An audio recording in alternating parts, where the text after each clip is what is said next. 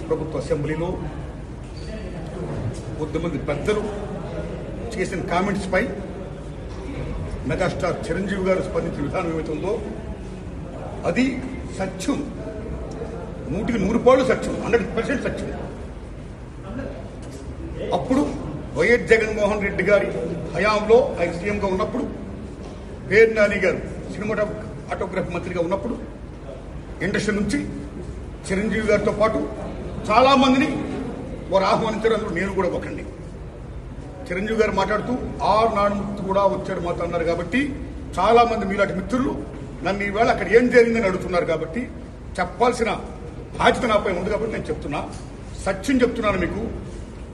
జగన్మోహన్ రెడ్డి గారి గవర్నమెంట్ మా సినిమా కళాకారులు కానీ చిరంజీవి గారిని కానీ ఎవరిని కూడా అవమానించలేదు, చాలా గౌరవించారు. సత్యం.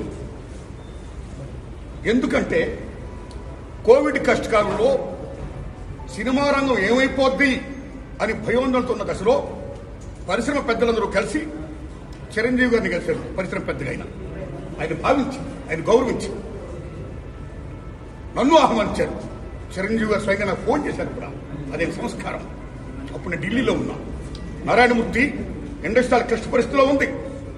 భారీ చిత్రాలతో పాటు సగటు సినిమా తీసిన ఇలాంటి వాడు అందరూ కూడా రావాలి, మీ ఒపీనియన్స్ చెప్పాలి, మనందరం ప్రభుత్వాన్ని కలవాలి, ప్రభుత్వం నుంచి మనకి ఏ సహాయ శాఖలు వస్తాయో మనం స్వీకరించాలి, మనం విన్నవించాలి అని చిరంజీవి గారు చెప్పడం, అందరూ మీట్ అవడం చిరంజీవి గారి ఇంట్లోనే ఇది జరిగింది. అప్పుడు అనేక మంది వారి యొక్క అభిప్రాయాలు చెప్పారు. ఆయన్ని తీసుకుని మన సీఎం గారి గారితో నేను చెప్పారు. వారు సీఎం గారితో మాట్లాడారు స్వయంగా. అలాగే నేను కూడా పేరు నాని గారిని వెళ్ళి విజ్ఞప్తి చేశాను బందర్లో. అలా చాలా మంది విజ్ఞప్తి చేశారు. ముఖ్యంగా చిరంజీవి గారు తీసుకున్న రోలు salute, whole hearted I'm telling. పరిశ్రమ పెద్దగా వాటికి బెస్ట్ రోల్ ఈ ప్లే దట్ డే. ఆయన ఎవరు అవమానించాల, తను గౌరవించారు. మమ్మల్ని ఎవరు అవమానించాల, తను గౌరవించారు. మేమందరూ అక్కడ వెళ్ళాం, సమస్యలను చెప్పాం. సీఎం జగన్మోహన్ రెడ్డి గారు సానుకూలంగా స్పందించారు. పేరు నాని గారితో మాట్లాడి ఏం కావాలో మొత్తం తీసుకోండి అన్ని మనం చేద్దాం అని కూడా చెప్పారు. ఇది జరిగిన సత్యం అండి, ఇది జరిగిన సత్యం. ఓకే, ఆ సమస్యలు ఇంకా ఉన్నాయి. Still it's going on. ఆయన ప్రభుత్వం ఇప్పుడు లేదు. ఇప్పుడు మన చంద్రబాబు నాయుడు గవర్నమెంట్ వచ్చింది.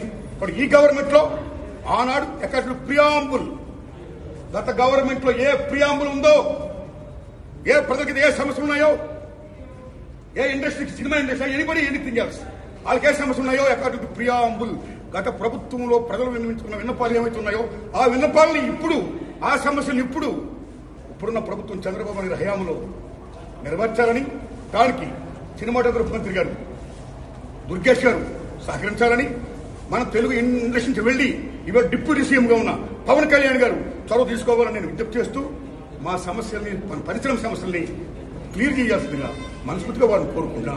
Thanks a lot.